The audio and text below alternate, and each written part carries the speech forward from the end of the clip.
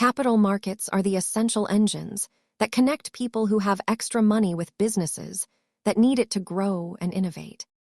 Capital refers to the funds used by companies to buy equipment, hire employees, or build new products that fuel the wider economy. Every day, trillions of dollars move through these markets as investors provide the resources necessary for companies to thrive. The system is split into two main buckets.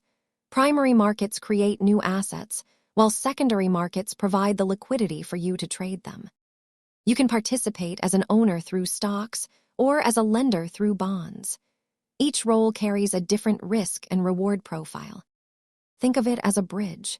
Investors provide the capital, exchanges facilitate the trade, and companies use that money to build the future.